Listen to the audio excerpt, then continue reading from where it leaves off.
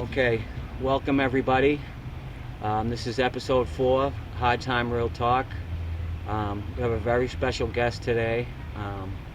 She honored us with her presence during a very, very busy time for her, I know. Overdose Awareness Day just went by, and it's Recovery Month, so I know that it's a very busy time, and we definitely appreciate her giving us her time. I'm not going to talk too much. I'm going to pass the mic to her and let us explain who she is for those who don't know, and a little bit of what she does in this community, because she does so much. Thank you.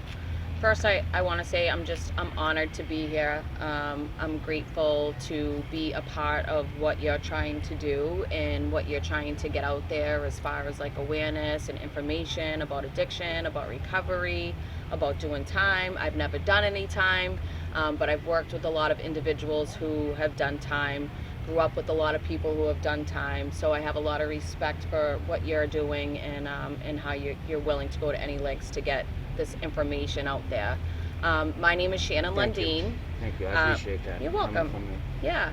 My name is Shannon Lundin. I am a person in long-term recovery. I celebrated 21 years on May 15th. I know, it's so weird. I feel weird to say I have 21 years because I feel like I'm too young to have 21. Right. Your sobriety is old enough to drink. Yeah, like I got it at 25 years old, and I take into account on a regular basis that it's not a very common thing that a girl from Charlestown who was an IV heroin user get sober and stay sober at 25 years old. No, you're very fortunate. So yeah, I'm very grateful and blessed for that. I work for a recovery center called Chapters Recovery Center, which is in Danvers. I do a lot of community outreach and community engagement, and then I'm one of their primary therapists where I do individual therapy and group therapy. I also do trauma response in Charlestown, which is underneath the Charlestown Coalition umbrella, which is also under the MGH umbrella.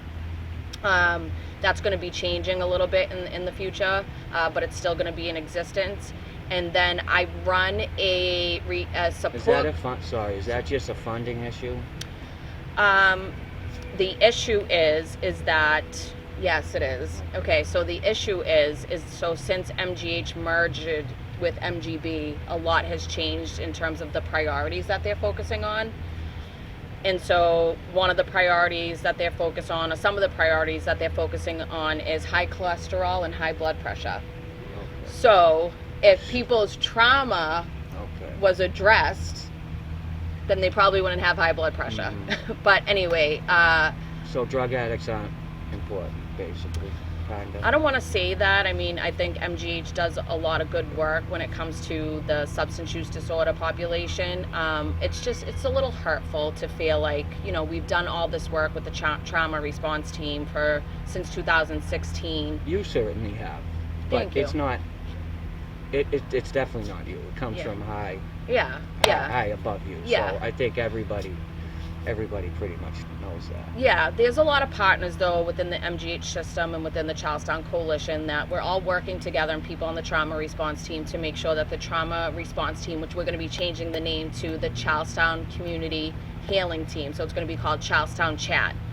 Charlestown Community Healing Action Team, excuse me.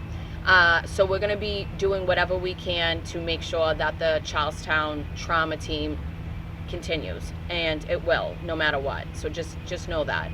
I also facilitate a grief group underneath the Some Will Rise Foundation, and this grief group is specific for people who have lost a loved one to overdose, no matter what the relationship is. So they found Can you? They found that there was all these types of. Where, can you just give us a where? So it's the third Wednesday of every month, and it's down at St. John's Church at 20 Devon Street in Charlestown at 6 p.m. upstairs on the second floor. So if anybody is interested in joining, feel free to reach out to me. My phone number is 617-320-9058. Everybody has it, so I don't care about putting it out there. Or just show up. And again, it's 20. We're young peoples. If people remember, if anyone watching that remembers where the young people's meeting used to be on Monday nights. Yep. If you're not familiar with 20 Devon Street. That is where it is. A lot of people used to go to that meeting. Yep, St. John's Church. So the third Wednesday of every month at 6 p.m. Then I also have a nonprofit that's called Scars in Heaven. And the reason it's called Scars in Heaven is it's actually named after a worship song. And so what it means is, in this life we all have trials, we all have tribulations, we all have scars, we all have wounds. But in the next life, there'll be no such thing as broken, and all things will be made new. So I've raised a lot of money over the years for people and families with ties to the Charlestown community who have lost a loved one due to a substance-related cause and Yes, you have, including mine. Yeah, and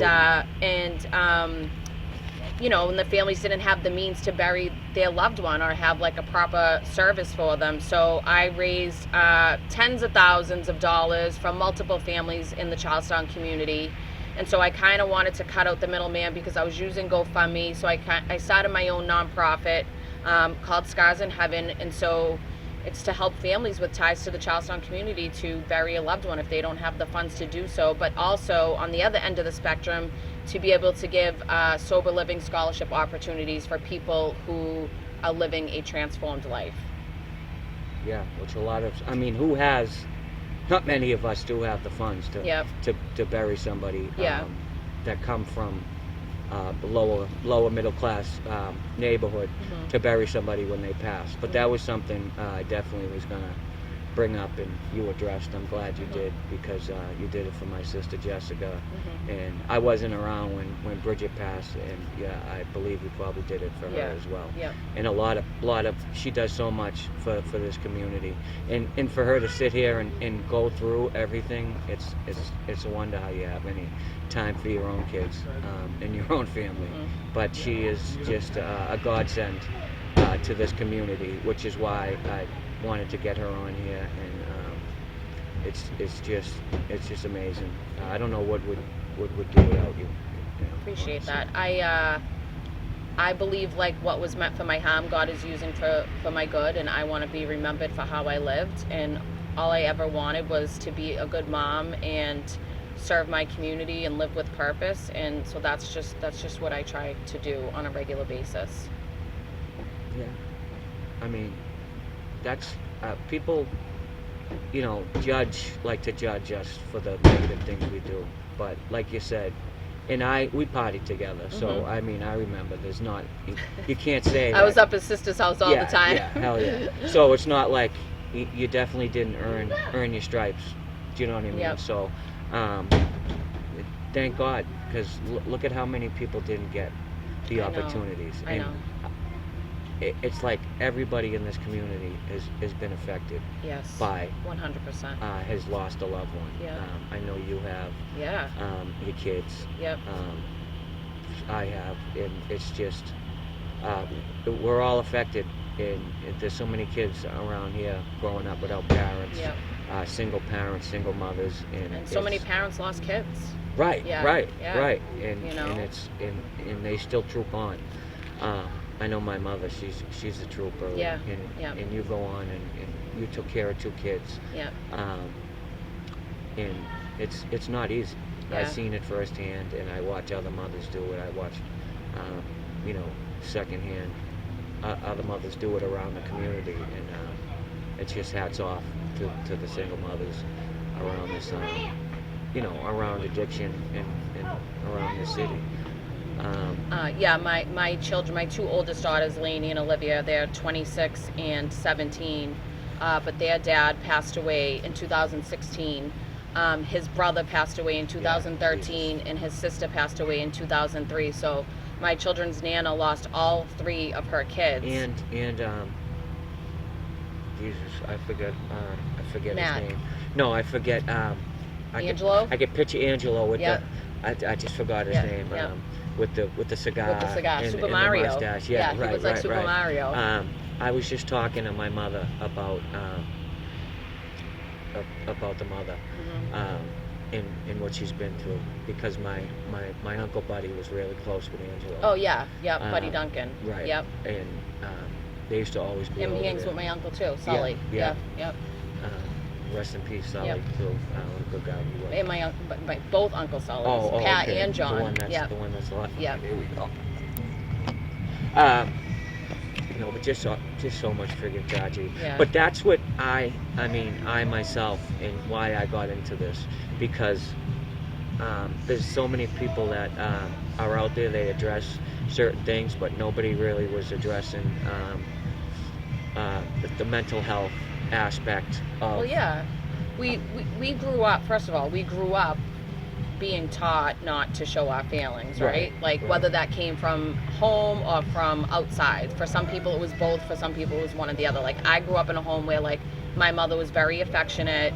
We knew she loved us, but we did, what stays at home because my father was abusive and he was an alcoholic, and then growing up on the corner, like you don't show vulnerability because that was a sign of weakness. We weren't really taught healthy coping skills. No. Like if you say like I'm hurting over something, people that was like a foreign thing. Punching someone in the face or punching a wall was normal. Yeah. Do you know what I mean? I mean, that's what we did. We ran around and we like hurt each other. It was Yeah. a way to Hurt people.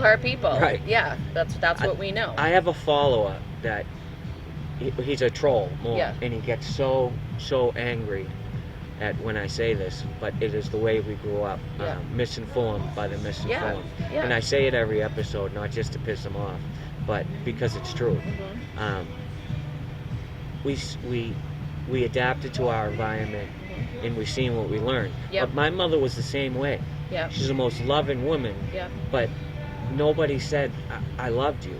Yeah. And nobody talked about anything in the house. My father, which I mention a lot, how my father was murdered, Mhm. but it was not something that ever was addressed or talked about in the house. It was Yeah. just like everybody went with their business, went along with their business, and that was that. Mhm. But the mental health, in Lynn Ross, she says it all the time. Today we're healing out loud. Yep. And I do it on my car stories. Mhm. It's like a therapy for me. Yeah.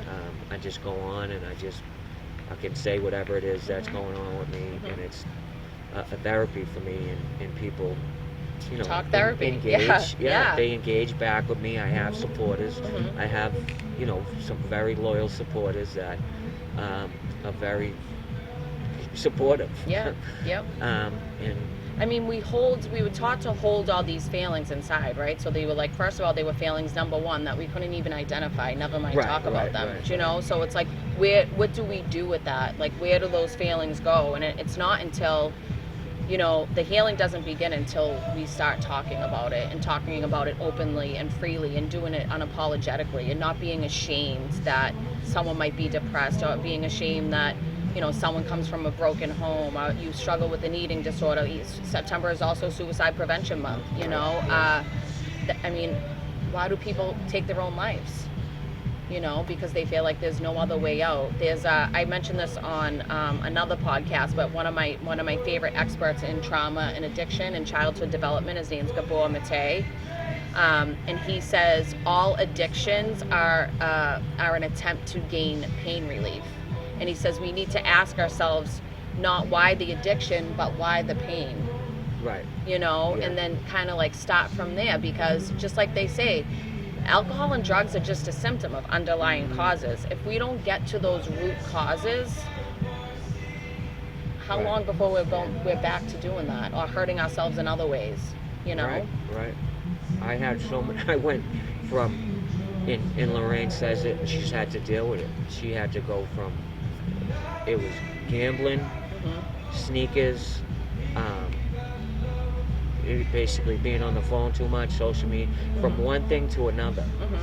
And I'm lucky. I'm very fortunate and lucky that she's put up with some of the shit, because I've come so close to losing, which is the nucleus of my life, Yep. and basically what holds me together, because I that would start basically a snowball effect of me losing a lot, because my family, you know. Yeah. You know, Yeah. and a lot You've of already people lost a don't. lot. Are you Right. willing to lose more? Is the Fuck question. no, Yeah. no. You know, you've already been through so much. And I've changed, but and then it's like I know there's so many more things I have to change. It's a process. You're not going to change years of behavior overnight, right? Like, I still have some things that still come out of me. And, you know, like, people love to throw at me, oh, you've been sober a long time and you act like that? Or you're a Christian and you act like that? It's almost like, okay, I've been sober for 21 years. I'm grateful. I've done a lot of work. I've done a lot of good things. But do I not have any room to be human? Right. You know? So that puts a lot of pressure on me. I feel that a lot from myself and from, like, the people around me, because, you know, like, it's nice to hear about all people appreciating, like, the good things that I try to do, but then at the same time, like, when something goes down, or like when some sort of tragedy strikes, or like, I feel like I have to be strong all the time, and there's no. People forget. Yeah. People do forget. Yep. That you are human. Yep.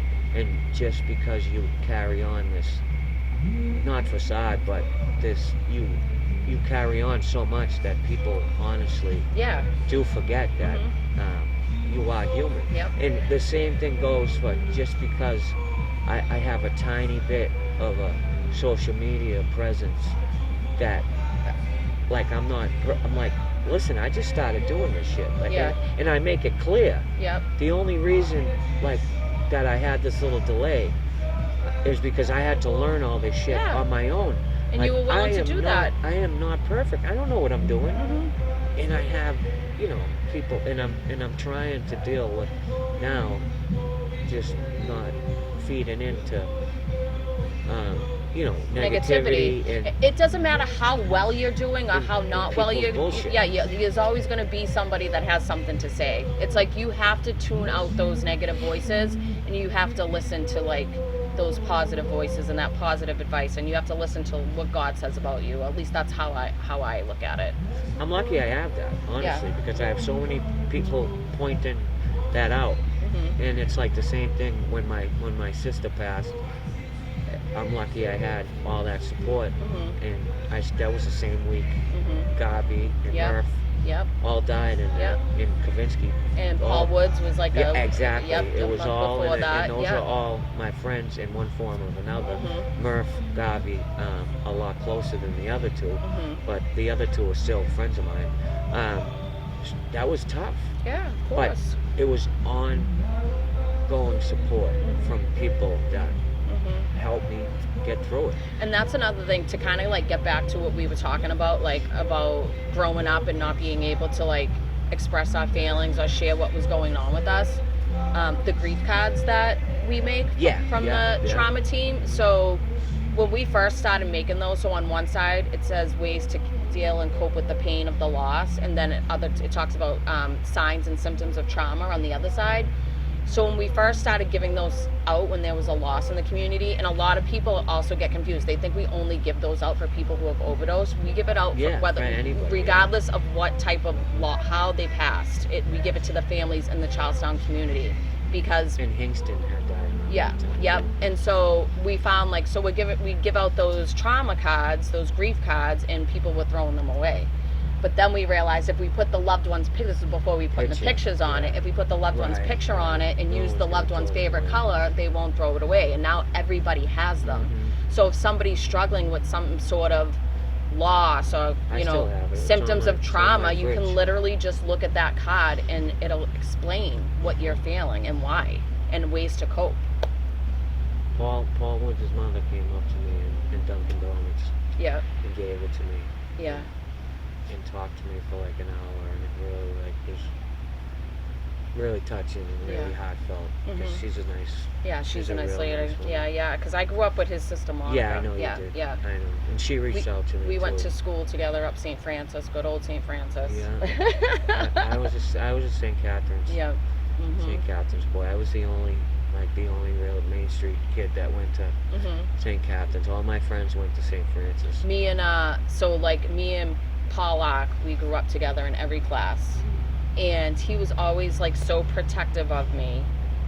And we came from broken homes, so we were treated differently. You would think that going to a that was a different. See, it was a whole different vibe. Yeah. It really was. Yeah. you would have thought that they would have kind of encouraged us more, or, you know, showed us a little more attention, or understood a little more, but we were kind of treated with like less than. I could see that. Yeah. So he's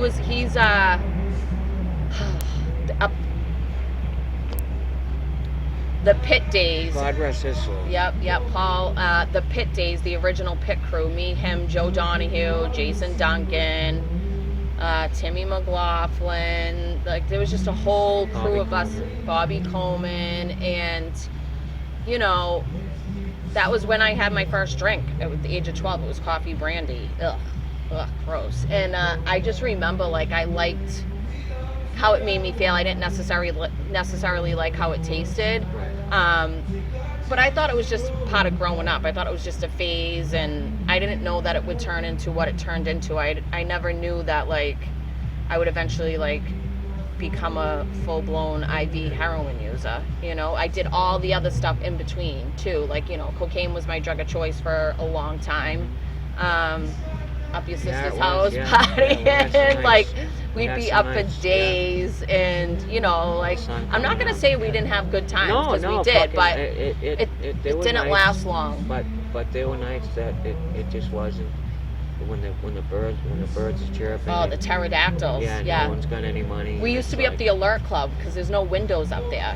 They would let us in. How depressing. Oh my God. You know coming what I mean? out in the summertime, Oh. bare sweating out your pores, like, just You hate yourself. your jaw wagging, yourself. like gnawing on your pillow when you get home. Then you'll look at, like, you'll be with some real critters. Yeah, you end up with people you wouldn't normally hang out with, like that one person that's, like, always dominating the conversation and you can't say nothing. You just want to talk to. Right. And then the person who's paranoid looking out the peek hole, like, why was this fun for me? Why? I spent a lot of money and did a lot of crime.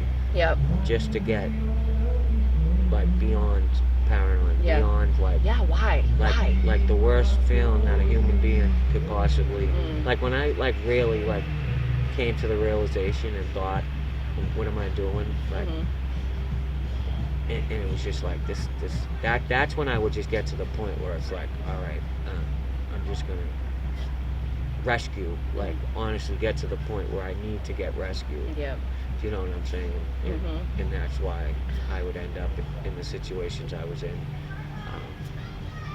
with multiple armed robberies in bad situations with long prison sentences.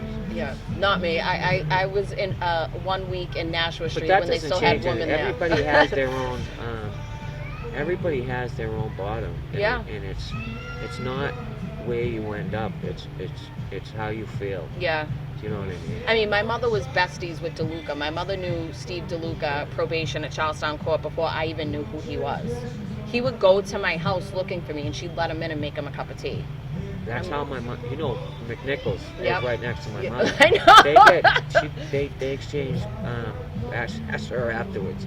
Christmas gifts. Like, he's in the house. Like, it's crazy. Yeah, Like, yeah. They're boys. Yeah, Like, they're yeah. boys for real. Yep. But I'll never forget, right? So when I got stipulated, I was in and out of different treatment programs and, like, detoxes, and I was in a wet shelter for a while over on Albany Street in Cambridge, the Access. I've been there. And when I went to the Meridian House, I had to go to court because I had warrants, and the judge at the time, Judge Sullivan, screaming at me, saying, I better never see you in this courtroom again. I got stipulated to the Meridian House for 9 months. I ended up, completing at 15 months. Yeah, I remember when you were there. And I'll never forget, DeLuca called me. I'm in a sober house now. I was doing community service at Rosie's place over by BMC to knock off, like, the probation fees, the restitution, money I owed. He calls me on the phone. He goes, Miss Lundin, you need to come in here. You might go away for 90 days. And I'm like, what are you talking about? I'm sober. Because we think, like, we're sober, we don't have to pay for the consequences of our actions. And I said, is Judge Sullivan there? And he says, when is Judge Sullivan not here? Get in here. So I get in. It's not Judge Sullivan. I'm not going to say who it is for anonymity purposes, but I didn't figure out what was going on until, like, a year or two after this happened. And the judge is saying to me, do you have the money, Miss Lundin? And I have no idea what's going on. I'm 18 months sober, 18 months sober. You owed restitution. Probation fees, restitution, or whatever. And so then DeLuca says, with all due respect, Your Honor, she graduated the Meridian House and she has 18 months sober. And the judge goes, come over here to me right now at the sidebar. I'm like, is this legal? Like, can this, like, can we do this? So I'm talking to the judge, and it's just him and I, and no one else can hear what we're saying. And the judge says, you graduated the Meridian House. That's like one of the toughest programs in the state, because it was back then. Yeah. And I said, yes, Your Honor. And he says, 18 months, huh? And I said, yes, Your Honor. He went in his robe, pulled out his 25-year medallion, and showed it to me and said, I just celebrated 25 years. I didn't see the exact time and thing, but I've had a feeling that he was in the program. 25, it wasn't Judge Sullivan, it was a different judge. No, I know that. Yeah. So he says, I just celebrated 25 years, you're off probation, you owe no more money. Wow. And so DeLuca will kill me if he sees this, but whatever. A few years after that, I ended up developing recovery court / drug court with my former probation officer down at the Charlestown court, okay? And so, you know, I learned a lot from working down there. Yeah. And so I didn't know what I didn't know when I was 18 months sober and like in the Meridian House. And like I said to DeLuca one day, I goes, I was never in any real trouble, was I? He goes, I was holding a pair of deuces the whole time. But like, and I'm like, you fuck. But like, thank God, right? Yeah. Thank God I was clueless, like, you know, because it scared me enough to change my life. Yeah. But also, the whole time. My mother also called DCF on me. Really? Oh yeah. I got a letter on my door.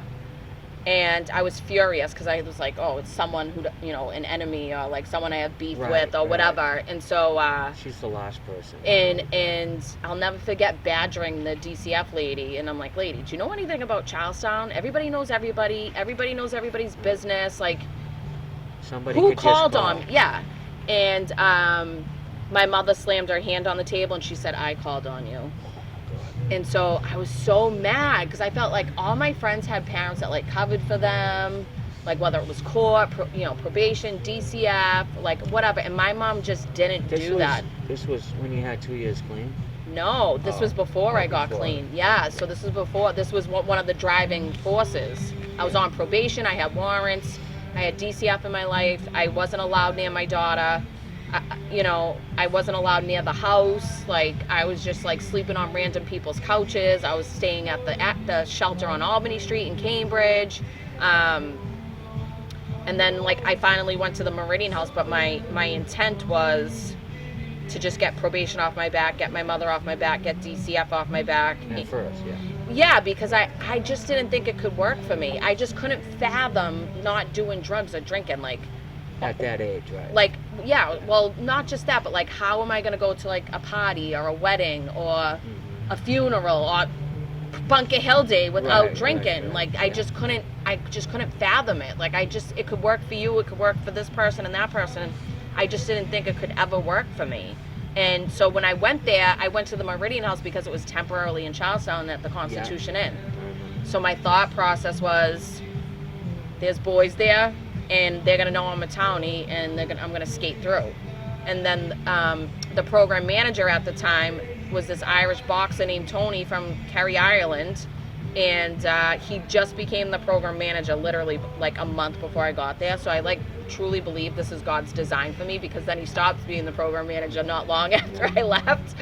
And he was so hard on me, like you could break the same rule on the same day at the same time, and I would get a more extreme consequence, because Meridian House was based off of behavior modification. So you had to confront yourself on your behaviors in the eyes of your peers. So we For had those that don't know, it's a therapeutic community. Yes. Yep. And it was a very Lorraine was in Meridian House before. She was. Yeah. I think I sent her there actually. It's very possible. Yep. That's how she got to bed. Yep. And so, one of their learning experiences or consequences that they're famous for is called an all day, where you had to sit in a chair for 12 hours. You had to wear a sign, don't talk, you couldn't talk. Don't talk to me. And people were like, oh, that's so degrading. But like, it was no more degrading than when I was doing out on the street, running around the projects in hospital pants and shell toes with no socks, like going to meet May and Hawk and friggin', It's so funny how your mind will, you're too good for this. Yeah, too good for exactly. The shorts you'll take. Yep. When you're using, it's just it's just hilarious how your addiction will play tricks with you. It really is. But I remember, you would get in all day if you had a back and forth, like an argument with somebody, or if you had an argument with staff or whatever. And I said to the Irish guy, I said, how many all days do you think I've had since I've been here? And he's like, oh, Jesus, Shannon, 80, 90, maybe even 100. And I definitely had over 100 all days. And what that taught me was, sitting in the chair, what it taught me was to be able to sit with self, identify failings, and take responsibility for the behavior that got me in the chair in the first place. So that's where I did a lot of my self-reflecting. You did it in jail, and I did it in the all-day chair.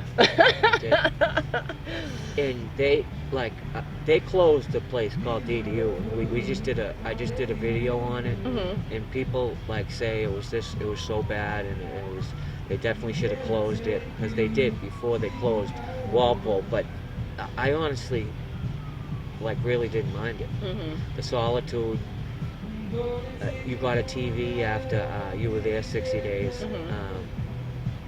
It took a long time to get there because there was a whole process. You had to see a board. It took about 7 or 8 months to get there after sitting in the hole. You'd have to sit in the hole the whole time. But once you actually got there and got a TV, you didn't have to deal with anybody. Do you know what I mean? And the solitude of that, really... Yeah. It was okay at times. At times you really because you need human connection. Yep. Do you know what I mean? Everybody needs it. It's what we're made for human connection. Makes the world go round. Yeah. It becomes kind of after a while it really, the solitude really kind of gets to you. Yeah. And like I said, obviously, you want to be around people, but there are times when you don't want to deal with the drama and the chaos. And especially when you've dealt with it for a while. Yeah. And it just gets a little too much. But I read a lot, and I did a lot of self-reflecting, and really did a lot of deep thinking into some of the shit I did, and really what I wanted to do with my life, and what I was gonna do with my life. And what was he?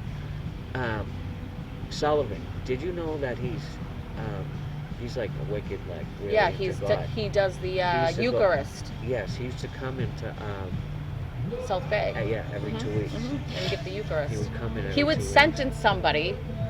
And me, then go and right. and then go give them the Eucharist on Sunday. Times I've seen him, and he'd come, I think every other week it was, and that's what made me really start looking at him very differently, and realizing he really, he's just a judge. Yeah. You really start, especially in your early years of you don't know being a criminal. You're just like, oh, this guy's an asshole. This guy's an asshole. This judge is this and that, and then you realize it's not about what got you there. Right. Yeah. It's like, you know what? It's me. It's me. Yep. Every cop, I've never really. I mean, I've come across some COs that are really pricks, but no cop has ever arrested me for no reason. Right.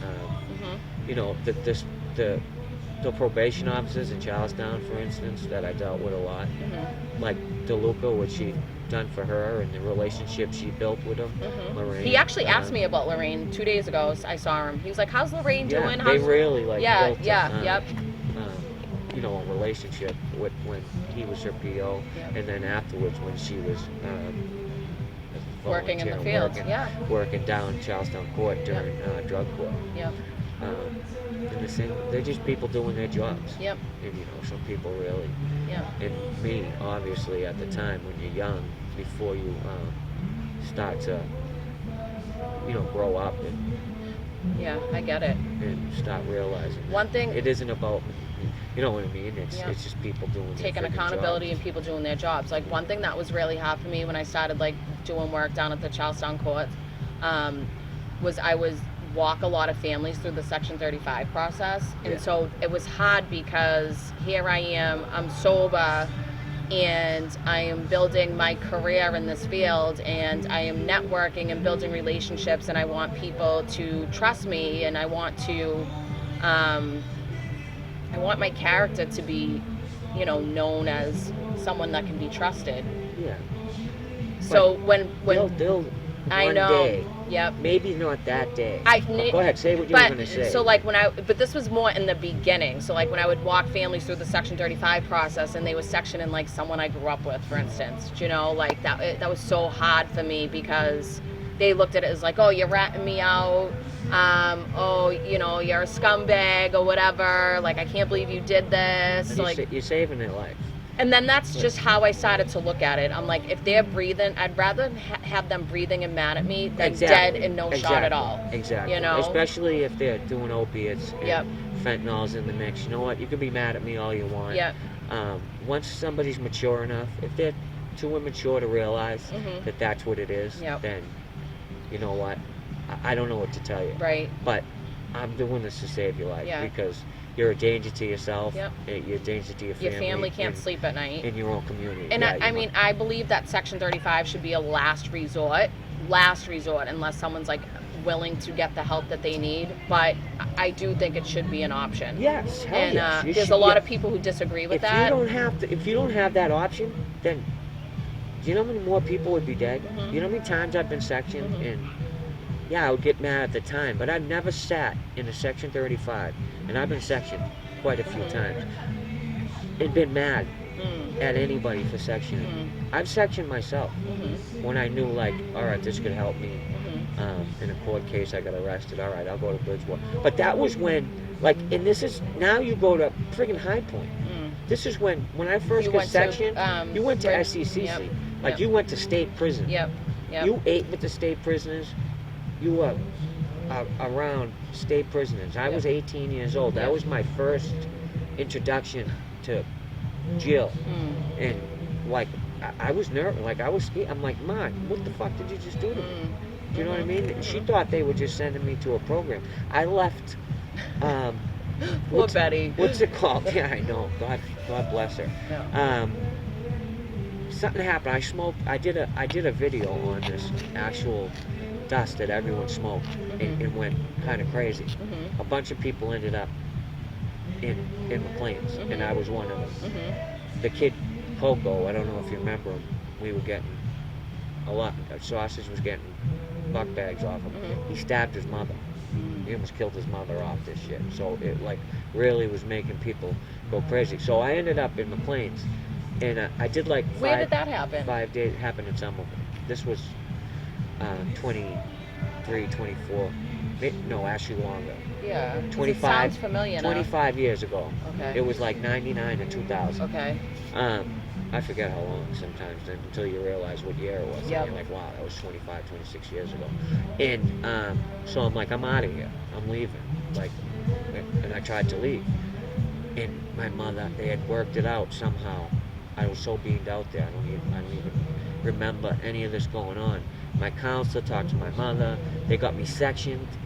Boston Police was waiting for me in Belmont and sectioned me. I just turned 18.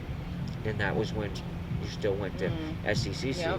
Yep. And yeah, so the people that get sectioned now, like, you really shouldn't complain because I know. You They don't used- know how good they have you it. used to go to state prison, like actual state prison, when state prison was actually kind of a scary place. It's the same thing too with all these nicer detoxes. Like when I was going to detox 21 years ago, they didn't have the detoxes around that they have now. Yeah, they had some really like One really of my shady last joints. stops was Dimmock. I left there more high than I came in. Yeah, Dimmock's still there. Yes. Yeah. But they had like Faxon House. That Yep, place was yep. like dingy, Yep. like real grimy place. The Casper House, that really wasn't a great place. Casper House not a bad house. Somerville. No, not the halfway house. Oh. They had a detox, Beacon Oh. and Kent, and it was like one of them like clonidine, Librium Oh no. type Mm-mm. joints. And Mm-mm. nobody. That's never a fun time. No. When you're I trying was to so get- sick. So the very last detox I was in Somerville, because I always tell people I would only go to Somerville detox because that was my favorite. Right, Bernie. And Bernie. Bernie, but like, who Bernie, wants to yeah. have a favorite detox? Like that's Right, like right. was my Oh, goal. we had. I know. always had them too. I was so sick that they gave me my own room. They never do that, and they didn't make me get up for groups because I couldn't stop shitting and puking. That's how sick I was. And I remember, like, even at 6 months sober, I was still waking up in pools of sweat. Yeah. You know, I would sit in group and rock because my anxiety and my stomach were like killing me. Like that's how long it took for me to, my body to kind of like adjust to being sober. It was in shock from being sober. You know? Pause. Yep, post-acute withdrawal syndrome. Yep. In extreme cases can last up to 5 years, John. I'm hip. I've done all that, all them groups. Yep. 100 times. Yep. So, this month is This is Recovery Month. Recovery Month. Yep. What do we got? What do we got going on? What do we got going on for Recovery? So there's tons of events going on. There's a lot of different organizations and a lot of different programs and a lot of different towns and cities that are doing all their individual events. Charlestown on September 20th at 6:30 p.m. at Christ Church, Charlestown, will be holding its annual 17th annual candlelight vigil. Where is that? Green Street, right across from the Boys and Girls Club. Okay. Yep. So at Green Street, right across from the Boys and Girls Club. We used to hold it down in Hayes Square. Past couple of years, we've had some issues about, the weather. So it was so nice last year when we held it at Christ Church that we're going to do it again this year. Inside, it was really nice. We do a slideshow of pictures of those whose lives were lost. So if anybody's interested in submitting a photo of their loved one, just send it to my email, shannonmlw@gmail.com. Another event that I am doing, it's in Peabody though, it's called Breaking Every Chain, and it's at my church, Christian Assembly at 200 Corporate Place, and it's just a night of testimony, praise and worship, and just for people to be set free from their addictions and just to hear powerful testimonies that give hope. Massachusetts Organization for Addiction Recovery is holding its annual Recovery Day celebration on April 28th. So you meet at the bandstand down the Boston Commons at 9 a.m. and then they do a march then they march over to the facility where they'll be holding the event. Okay. Pretty cool stuff happening. Yeah, so there's tons of stuff. It's all over social media, like I said. There's tons of recovery-based pages on social media, like North Shore, Boston Recovery, A Burning Desire. All those recovery pages have all of the events posted if you're looking for more information. What's that page again? So one is called North Shore Boston Recovery. That's my go-to. There's another one called Burning Desire. But those are the main two that I would go to look for any further information about other recovery events in the area. But Charlestown, don't forget Charlestown. No, do not forget Charlestown. No. I'm trying to figure out this lighting issue. It's either too much or too little. I know.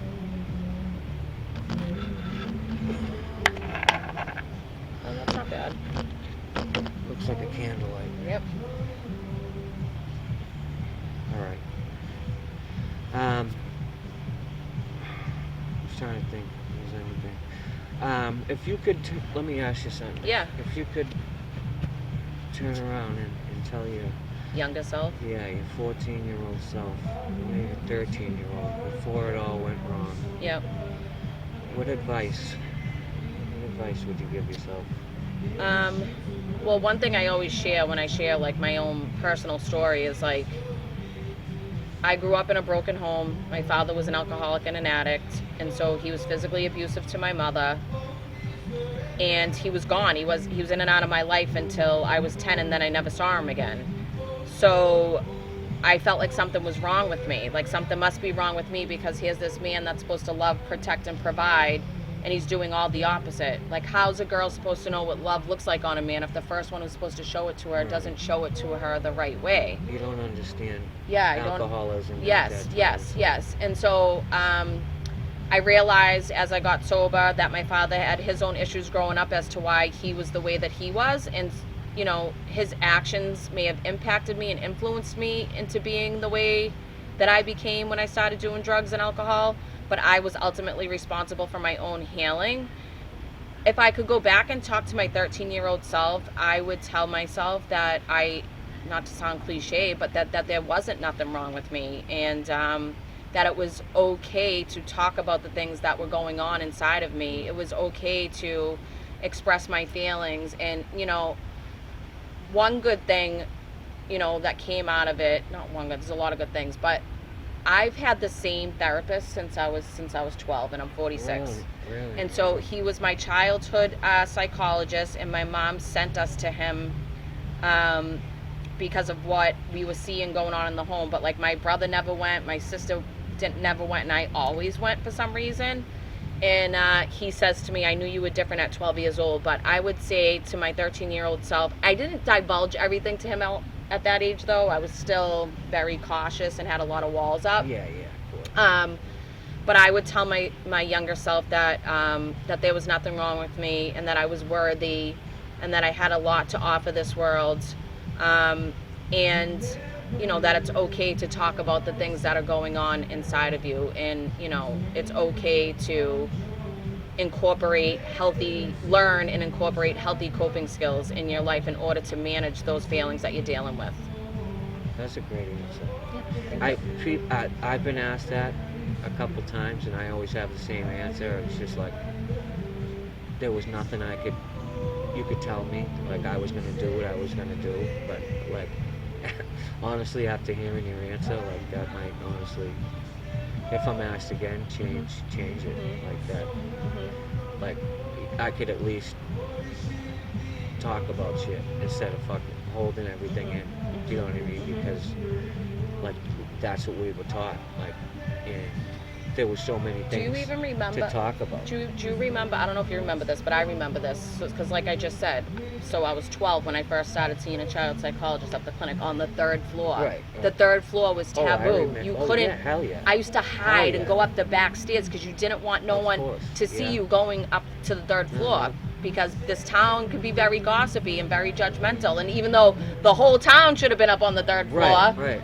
it was just a very like, taboo thing. I know that I never looked at. I know exactly what you're saying, Yep. but because it was so, my mother was definitely up on that 3rd floor because she had so much drama that Of course. she just never, you know, was like, I need to go up there. And that's You know another what I thing mean? I say too, and I'm not saying this about your mother, but I'm saying, like, people always talk about like marijuana or alcohol being the gateway drugs, but I think for most people who have had struggles with addiction or some sort of substance use disorder, I think that the gateway drug is some sort of trauma.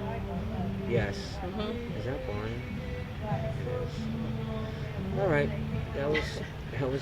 I hope that was good. It really was. It was. I thank you for coming. I appreciate I'm grateful it. that you asked me. Of course, definitely. But this was Shannon Lundin, Shannon White, is her Yep. married name. Yep. She gave you all her information to get in touch with her. She's definitely willing to help anybody that has any issues. If you were looking for help, you can get in touch with me on any of my Instagrams, and I will definitely reach out to her for you. You can follow me on my Instagram too, And at Shanrock515. there you go. There you go. Give her a follow. All right. Give her a follow. Thanks, All right, guys. Thank you, everybody, and thank you, Shannon. All right. This has been episode 4 of Hard Time Real Talk. Make sure you smash that like button. Throw a comment in there and share if you can. We appreciate it. Thanks for watching. Thank you. All right.